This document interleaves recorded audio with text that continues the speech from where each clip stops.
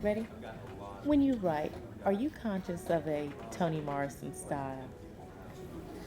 Recently, I began to think about it. I hadn't been because each book seemed to me so clearly to demand a certain way of telling it. But now I recognize the fact that there is a style. That is to say, this may not sound right, but I can recognize my writing. You know that it's Toni Morrison's when you read it. Right, you know, it's not like anybody else's. And so do your readers. I think There so. are threads. That's right. I was driving Beryl to a community engagement event during a storm. She told me she'd had a chance to interview Toni Morrison for a segment on her show, Art's the Thing.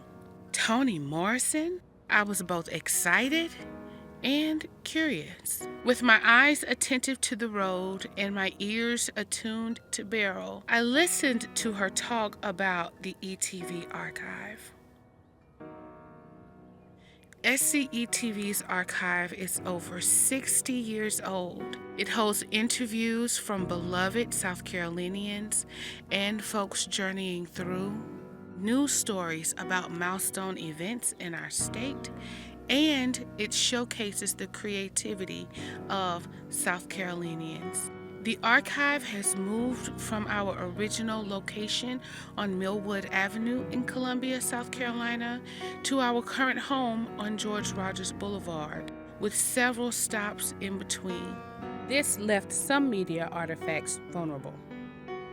I needed to know if the Toni Morrison interview overcame these challenges. With the help of SCETV digital archivist, I learned that the videos were indeed documented in our catalog. They had call numbers. Were the physical tapes actually in the vault? We were able to find one of the tapes. That's one hurdle crossed. Next up, converting the tape to digital. Now, the tape that we found was not the finished program that aired on Art's the Thing. What we found, however, was raw footage, which ended up offering some unexpected surprises.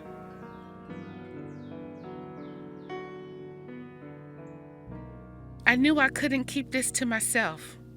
I decided to call up a few writers, educators, and community leaders impacted by Morrison's work for their insights. This is Echoes and Insights, Episode 1, Toni Morrison, interviewed by Beryl Dakers at the Russell House Bookstore, University of South Carolina, April 20th, 1983. The past informs the present and future. I obviously believe that you need to know about what's gone on in the past. And if you have an opportunity to listen to the words of a master, their own words, not what somebody else has written about them, but what they said, then that's just pure gold. So why wouldn't you use it? Okay. Toni Morrison, what prompted you to become a writer? I started writing really after I was 30. I never thought about it as a very young person and longed to be a writer. And I think reading led me to it because I wanted to read a certain kind of book that I hadn't read, couldn't find, didn't think had been written, in fact. And it was a book in which young black girls were not peripheral or backdrop or human interest, that they were the central people in the book.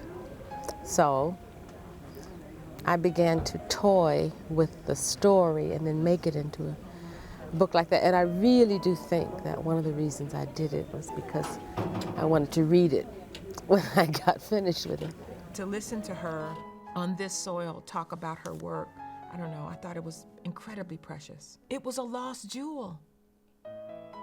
The kind of writer that Morrison was then, in that moment that she came here and then became, was something that I felt like should have been better seen across the state, better known about, to know that she was here talking with another Black woman who is consequential in my life, Beryl Dakers.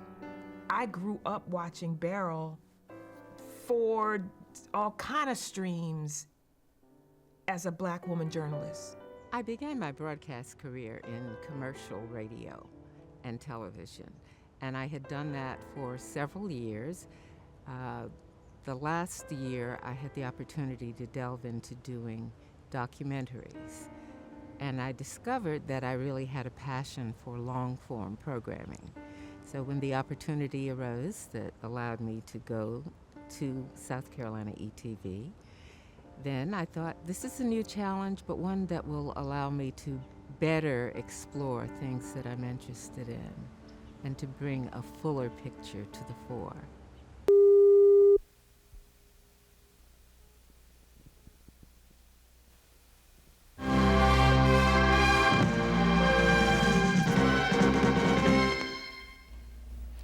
February is Black History Month, and tonight, Arts the Thing provides a sampling of traditional Black art forms.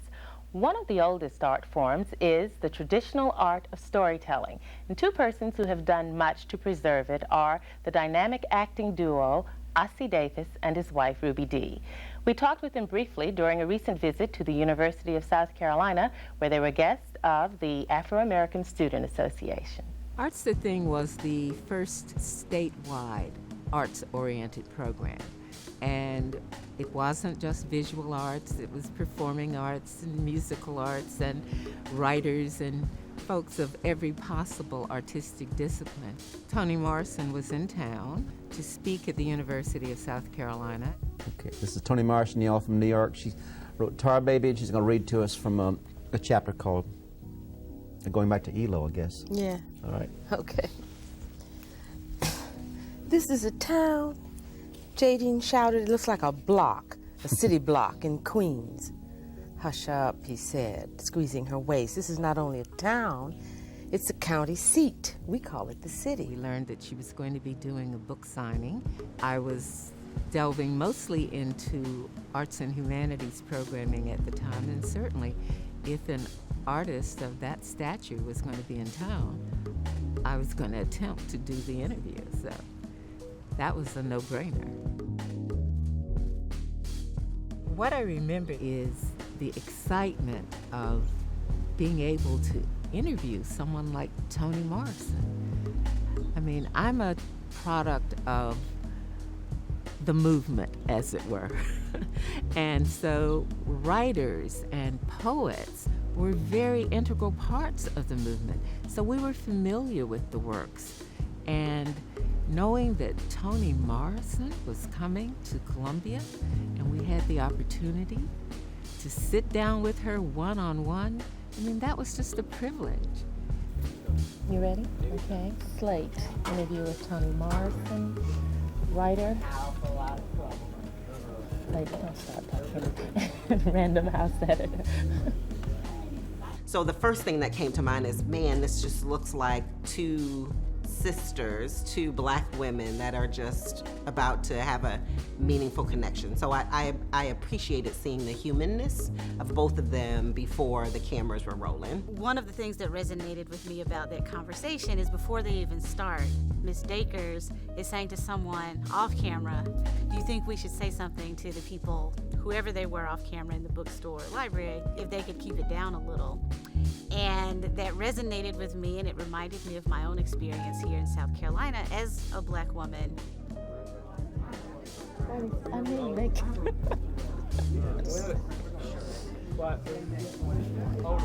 Hold the noise down. Mrs. King, Mary, would you ask them to keep it down for just a second? And we'll be through, honestly. There are people who maybe don't recognize that Ms. Morrison is in the room and they are still carrying on with whatever business they have. And had I been blessed enough to be there, noise would not have been the issue. I might have been too close trying to listen. But I think that that small interaction at the very beginning just demonstrated to me that no matter what level of accomplishment you have, there are these distractions that may be in the background.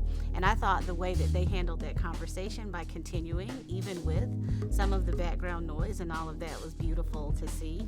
It was the visual of these two Black women, right? And where they were in their careers and how the mutualness of the climb.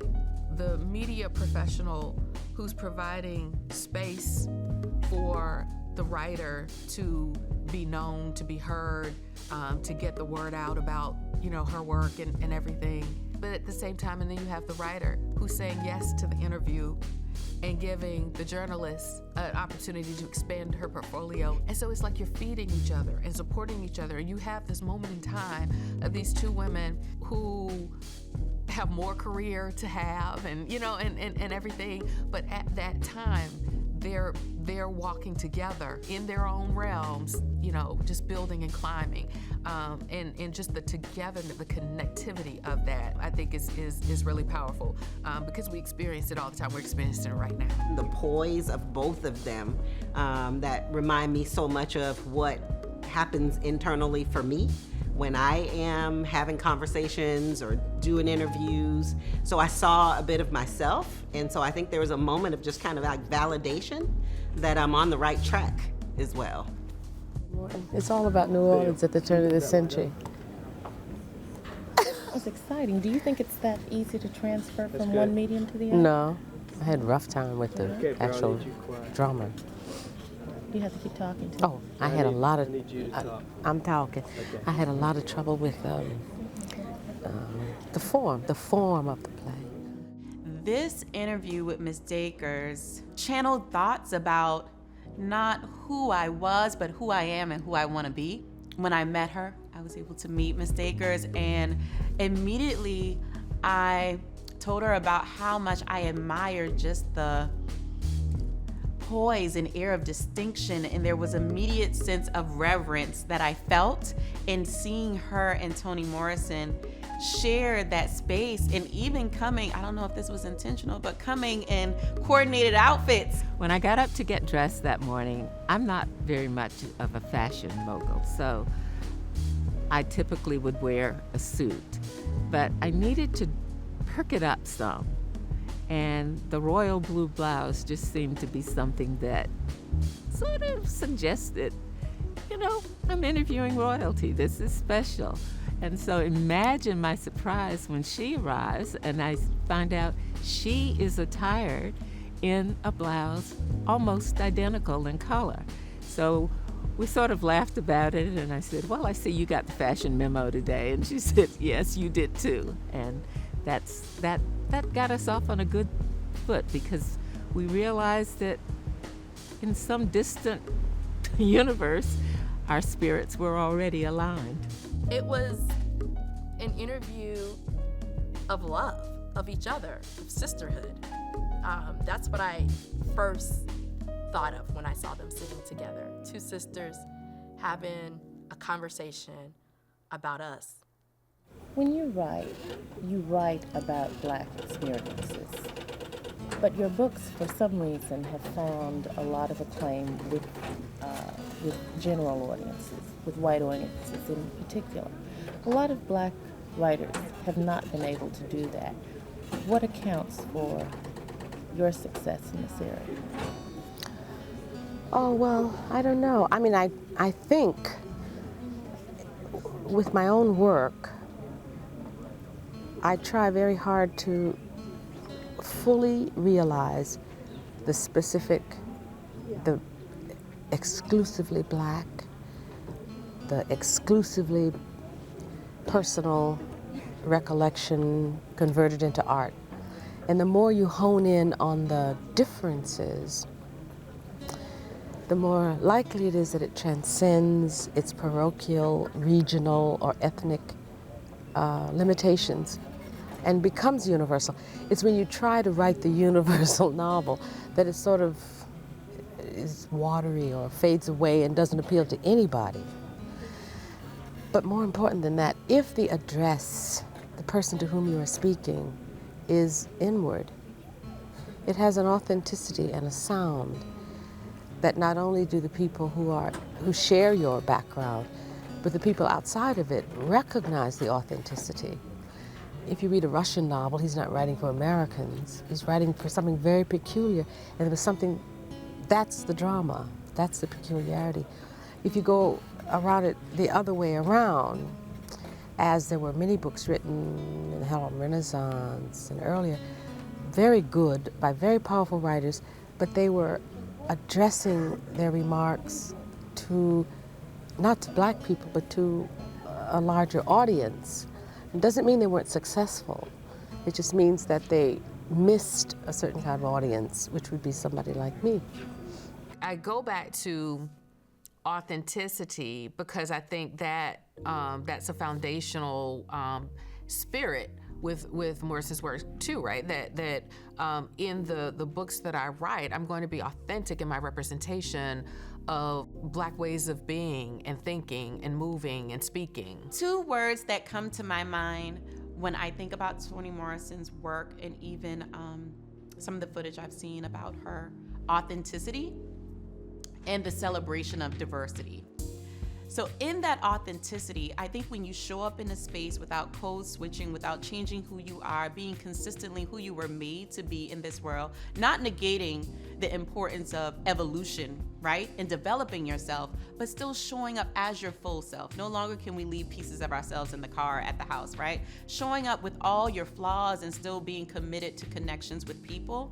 I think that's when we have the opportunity to find commonalities in our strengths, but also in our opportunities, right? Are like what I like to call strengths that we may overwork. But another part that she mentioned was in accentuating differences.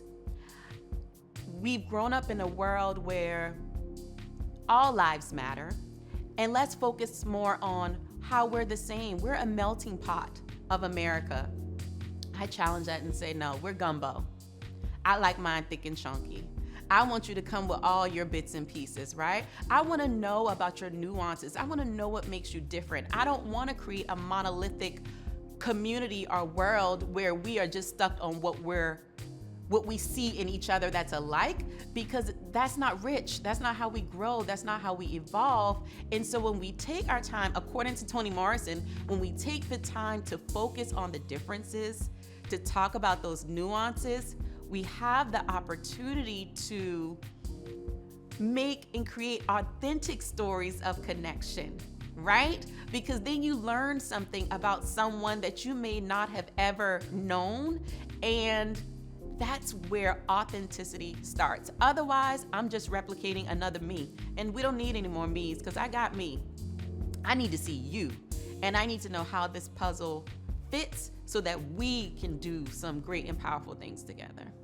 I think what Morrison does very well that I admire, specifically the way she does it in Beloved, is recovering that cultural memory and constructing a world where that memory and that person can be humanized and not just be like that little factoid in the newspaper. Like, that was a person, and that person had feelings and emotions and fell in love and had struggles and grieved. That's something that I attempted to do in my book of poetry.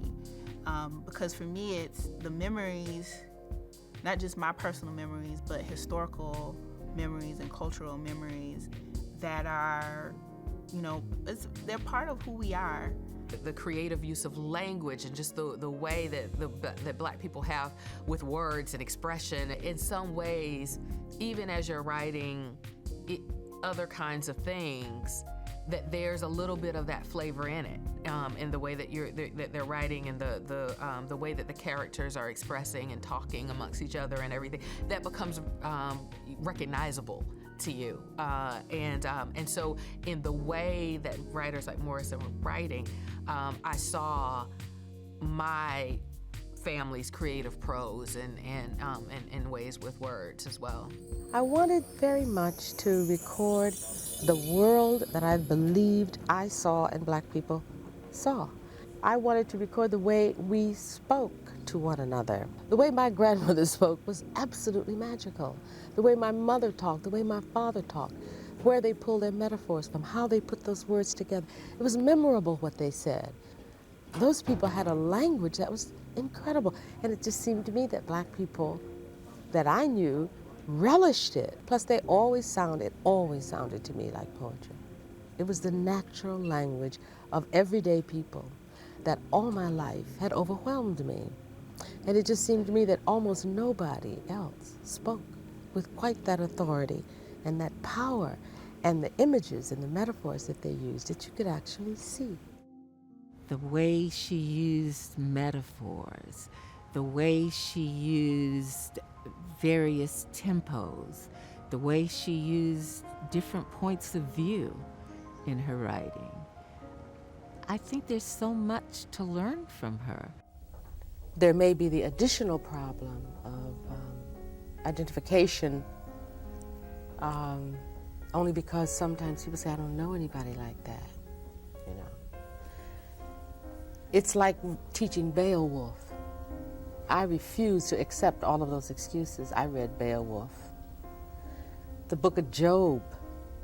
I mean, reading something outside one's own personal experience is what reading is for. And there is no ideal way to set it up except to say that. To say, if you really would like to read a book which reaffirms what you already know, then perhaps the comic strips is better for you.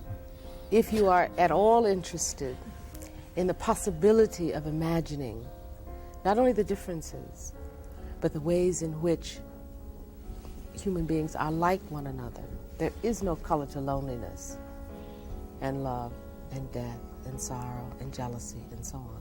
She was always pulling to the surface a personality, a character that nobody else wanted to hear from.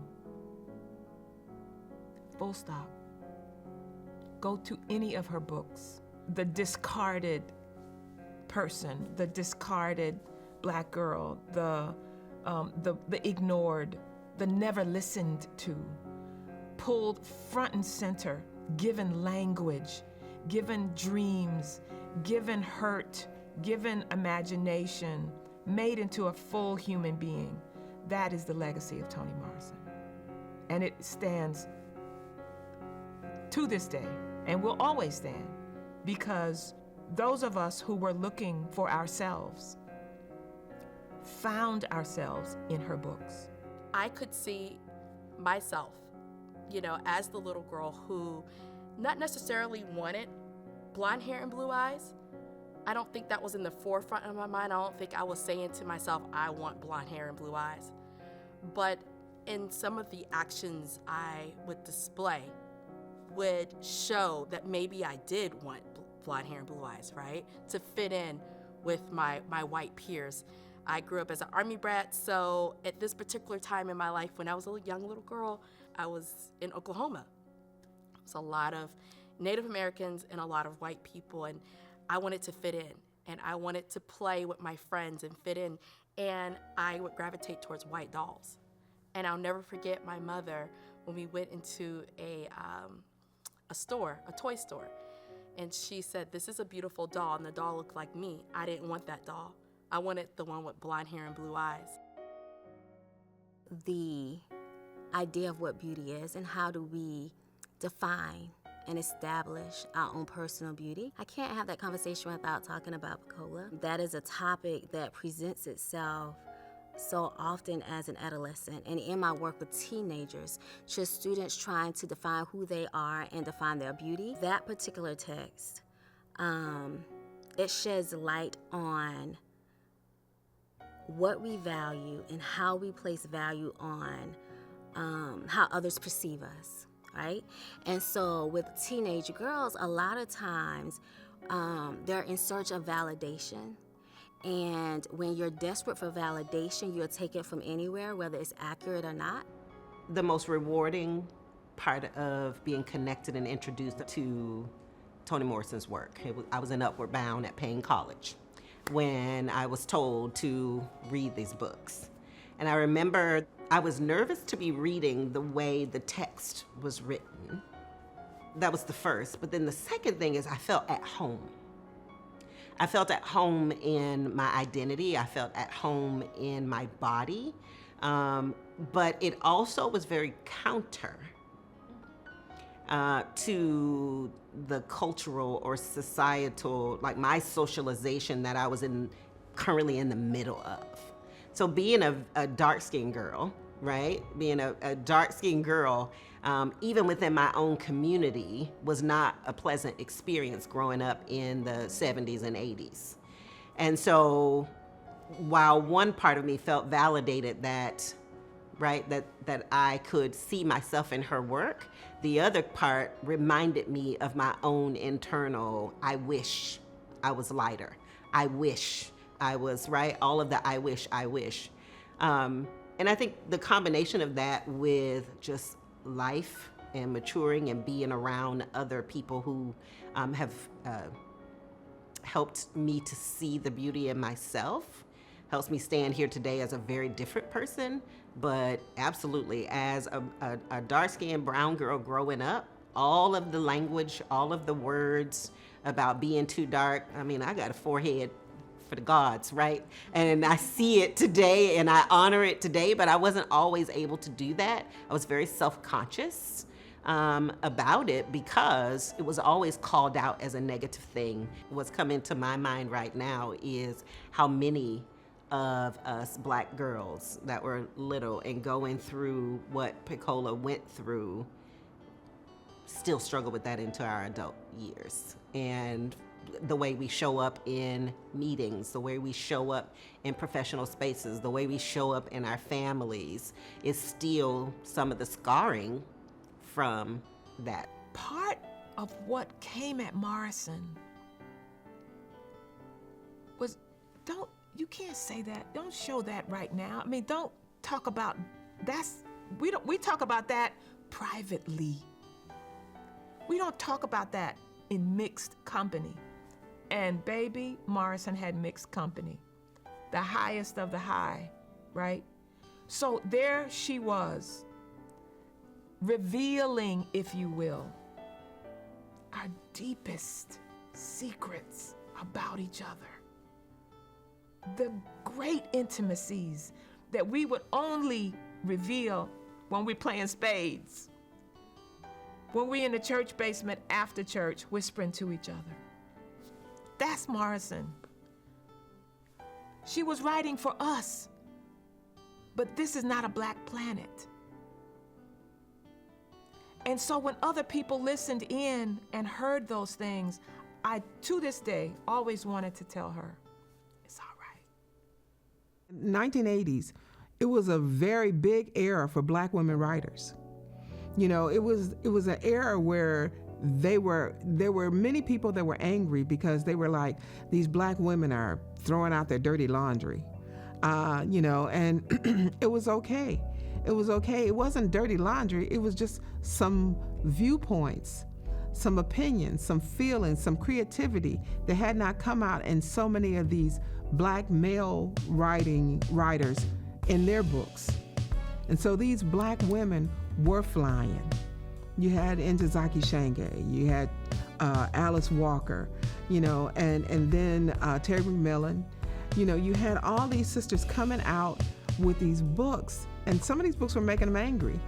I remember going to see For Colored Girls, and I may have been about 15, something like that, and watching grown men get up and lead a theater because they were so angry at this play. And that said something. But this also said that these women had the freedom, and somebody was publishing them, thank you very much, to allow them to put out these words. Langston Hughes edited the best stories of Negro writers, and he talked about a young Alice Walker in this book.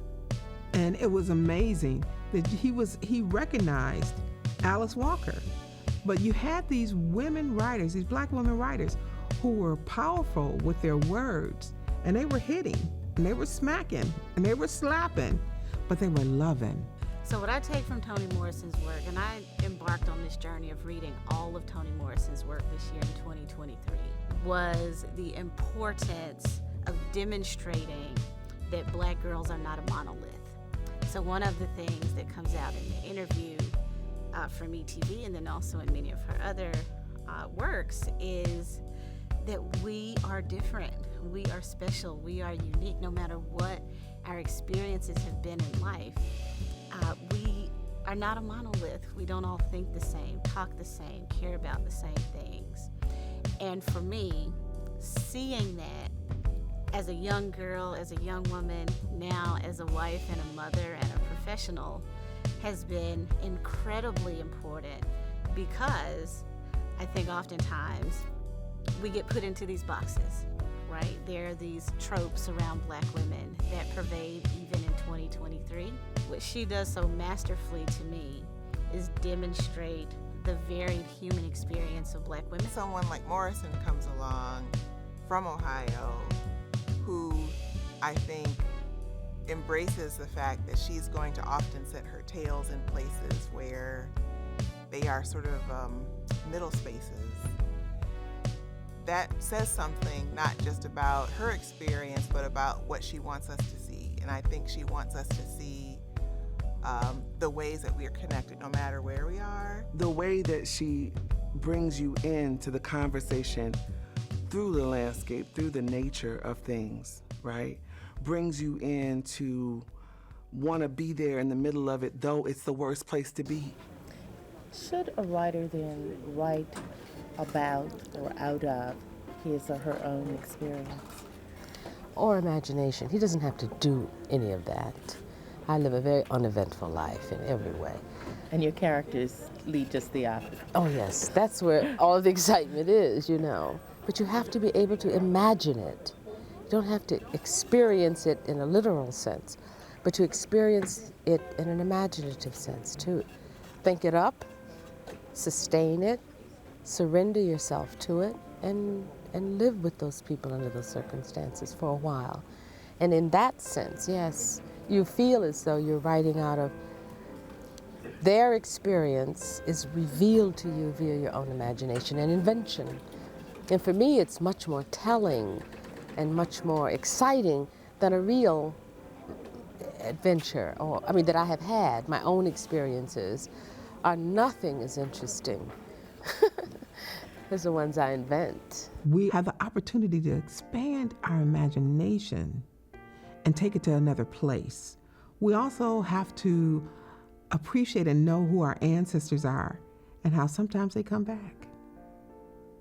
They come back, even the babies, they come back. Beloved, in the story of that mother and her trauma and how it bled through her family, is one that I think we can apply to so many different realms, regardless of your race, regardless of your religion, regardless of your family status. I think she was able to blend beautifully and so intelligently so many different themes that can apply to life, and that prism changes as you grow.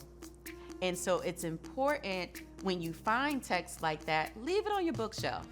Come back to it in 10 years. You find something different in it, or you're even able to see the growth in you. That's the beautiful part. That's the exciting part. So write in those margins. Give your younger self an opportunity to show itself 10, 20, and 30 years down the line, so you can then see how you've developed, how you've grown, because unfortunately, the mind, though it's vast, is short. And so we sometimes have this revisionist imagination of, oh, when I was 20, I wasn't like that. I didn't think that. Yes, you did. And so sometimes you need the primary sources to cite that you were a mess too. And so that you can use that testimony to then touch this young people around you in a, again, authentic way. Morrison is someone who encourages us to think again, to rethink. Obviously, she comes up with this term, rememory, reconsider, reread. For a lot of college students who are in a process of discovery and really taking a hard look in depth at some of these issues, Morrison is perfect for that, right? She's challenging, but she rewards that challenge. She's a writer who rewards readers who take that time. When Toni Morrison forces us to look internally, it's not in a religious way, it's in an ancestral way. And that's reflected in her work, even in Beloved, in Song of Solomon. She brings our ancestors alive through her work and reminds us of who we are, and that's how we piece ourselves together. This was something that I needed back then, but I also need it now, because my understanding of the South and my understanding of home was altered by that video clip. And I felt enriched in a way that I needed to hear Toni Morrison in that voice that only she can speak in, talk about her work, talk about what the world, how the world saw her, but also talk about family and talk about beginnings and her family, her grandparents having left the South in the Great Migration. It was a return for me. Not necessarily South Carolina, but the South, and there were so many of us who left. So I felt like it was a missing piece of the puzzle that I needed to have in order to feel everything that I have always felt about Morrison's work and how it has impacted me every step of my career. So I understand Morrison in the musical sense. When I think of her, I think of spirituals. Like, I hear the echoes, I hear the different baritone voices and the sopranos. I hear like our ancestors singing. So whatever she was creating, I'm sure the ancestors were there with her, and it's some type of spiritual aspect to it that reminds us of Old Negro spirituals. Those high notes that she was talking about are angels.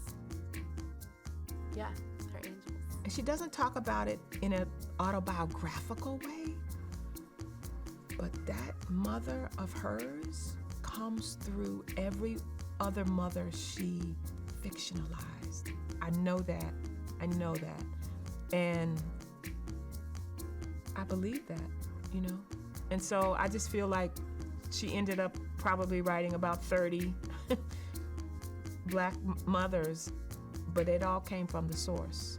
And you can tell that by that countenance, and you can tell that by that personality, and you can tell that by her understanding that she was never alone.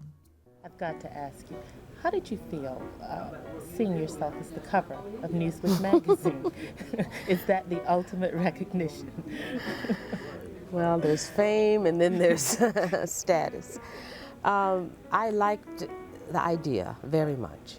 I liked the fact that the article had something to say, not just about me, but about a lot of Black women writers. She made it sound as though something extraordinary was happening with Toni Cade Bambara and Alice Walker and Gail Jones and Paula Marshall, and all these women were, so I liked that.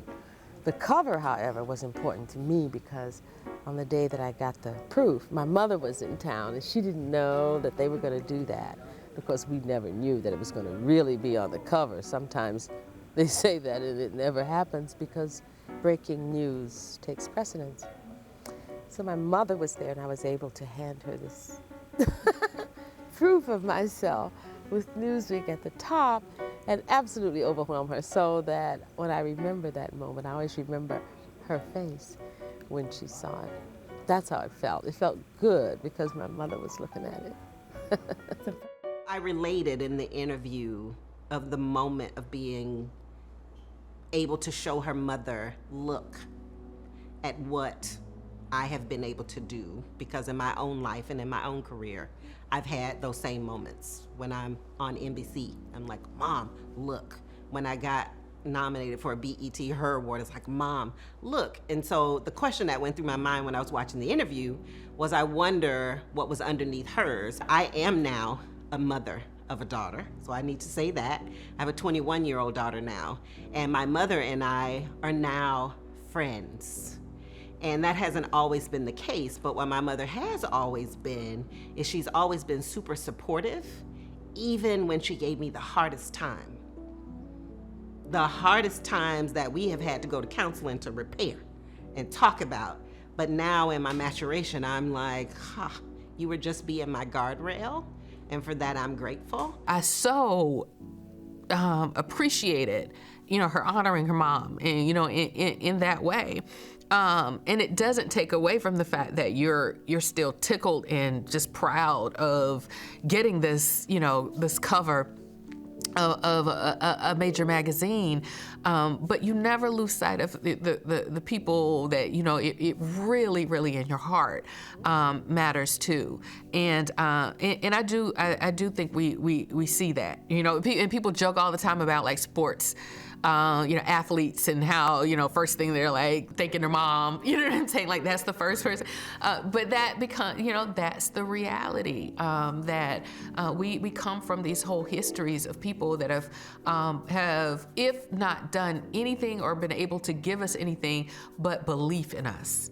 And that's something that a lot of the systems that we moved through didn't.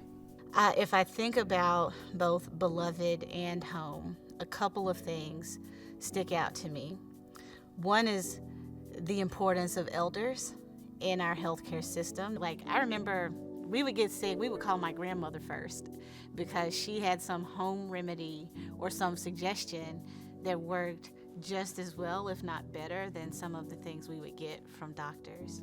And so one of the first things I would say is what I hope we don't use as a culture and as a community is just respecting and trusting the knowledge of our elders.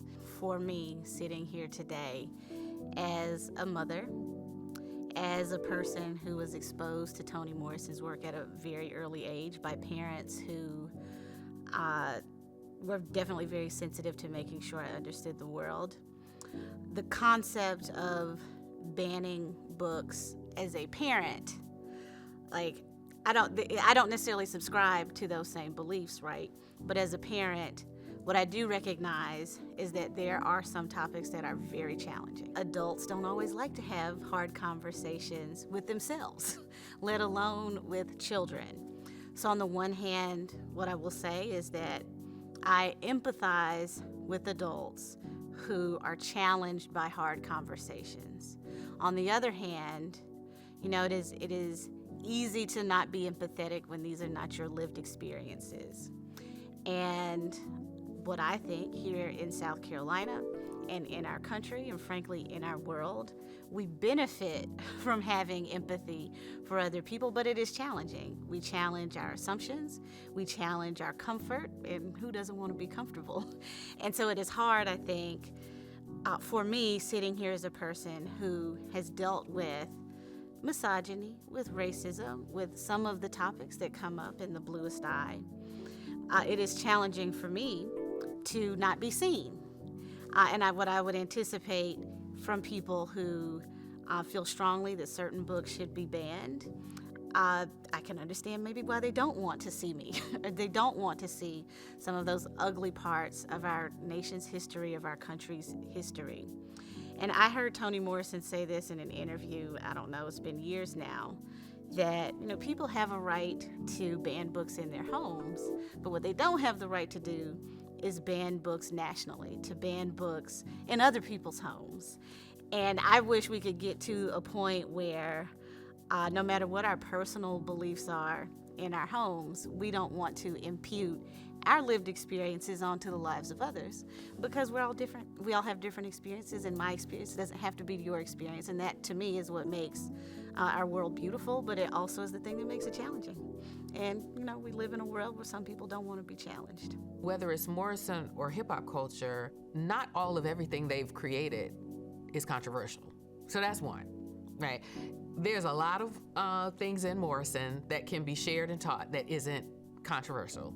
There's a lot of hip hop there's been a lot of hip hop created over the 50 years that it has existed, that can still be included and everything without it feeling like it's controversial. So I reject even just that, just on the strength that you can't find pieces of either one of those things that's digestible for, people that need it. When I hear her talking about why she became a writer in the first place, and that she did it because the book that she really wanted to read didn't exist, right?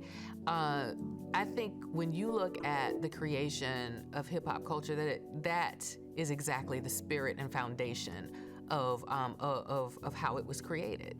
Those are conversations that young people absolutely need to have before they dive into a career, to learn all the different ways that turns that your life can take and things that you can do, and look at where did she go to college and what was she doing in college, and then after college what did she do, and then how did she move here, and then have those conversations, studying people. I was an achiever, like one of those high achieving students.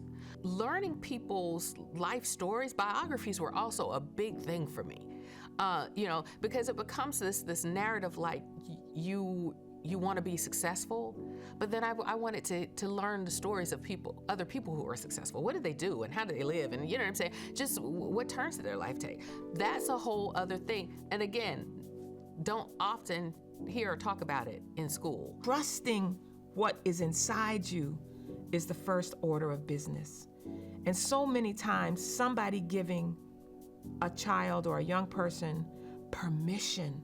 Toni Morrison was given permission by her family, by her father, the iron worker, by her mother, who was a member of the AME Church in Lorain, Ohio, by her grandparents who said, let's leave here and go to a place where there's more opportunity, by the King James Version of the Bible that was in Morrison's house when she was growing up. All those items became ways that she understood, I have permission to be this incredible mind and incredible woman that my parents raised me to be. One of the ways that Morrison shows up in young adult literature is through the kind of complexity that we're seeing now in literature designed for young people, which is really about teaching them lessons to how to grow and develop and all of those things. But we, in the past, people have thought about those lessons as needing to have clear heroes and villains, so to speak. And I think Morrison teaches us and has taught those writers like Andy Thomas. I'm also thinking about Jason Reynolds and Jewel Parker Rhodes, to show us that who we might villainize deserves a second look and deserves some understanding. I mean, The Bluest Eye is one of the best examples of that. Students are blown away when we are taken inside of the mind of Charlie's perspective, right? And Morrison handles that so well. And so I think a lot of really talented young adult writers are sort of adopting that kind of complexity, and our students, our children are better for it. When you write, do you find yourself competing with Toni Morrison? Are you conscious of having to do as well or better than you've done before? Oh yeah, I don't know if I'm competing with the person Toni Morrison, but I know that I never want to write a book that does not present me with problems, artistic problems, that are for me more difficult, or at least I've never done them, than the book I wrote before. Each book that I have done has been enormously demanding on me in a very different way. The language requirements of a certain idea are different from the other ones. A book driven by a man, I had to change everything. Whatever I learned from doing Sula was of no help to me in doing Song of Solomon. And what I knew in Song of Solomon really did not help me a great deal with what I wanted to do in Tar Baby, so that no matter what you learn, there's always another high note, another For me, I set them up, I know, for myself, but it's true, I'm always in competition with at least a sense of discovery. I have to discover something about my craft in order for me to want to write in the first place. I would not have expected this interview to be brought out of the dungeon and into the light again. Just because by the nature of broadcasting, you know, you're only as good as the last thing you did. That's sort of the way it is, and you do it and you spill your life's blood, but then it's aired and it's gone. And so to have the opportunity to revisit something that was important and to know that there may be interest in revisiting other things that we are the keepers of, it's gratifying and it's exciting. I have a really big sense that what you found, you were supposed to find at the time that you were supposed to find it. For us to find the present that is happening in that interview from the past. For people to keep on looking, searching, reading, for people to keep paying attention to their surroundings. You all are uncovering this and you're like, oh my God, this is amazing. We've got to get it out.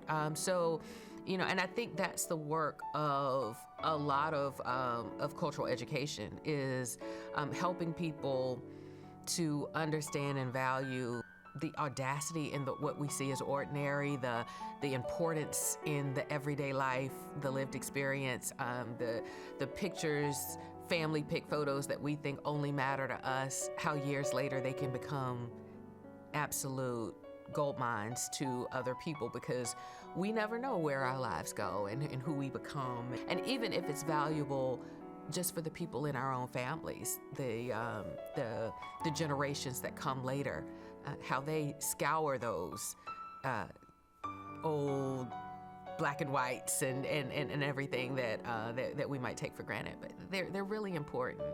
And so just the documentation of any kind, I think is just so valuable to the lived experience. Just for her to have the foresight to have the conversation with Toni Morrison and just with her work throughout the decades, bringing us the news, educating us, being the very important voice, not just representation of us, but being the voice of us as well in the community. It means a lot, and she's definitely a trailblazer because of that. Being able to look back at that interview now, almost 40 years hence, and to feel that, hey, it still stands up, that there's merit there, that's a good feeling.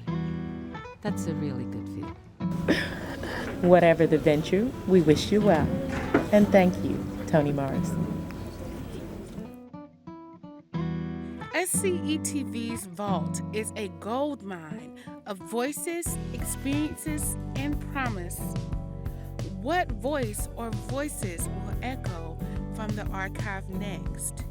Tune in to the next episode to find out.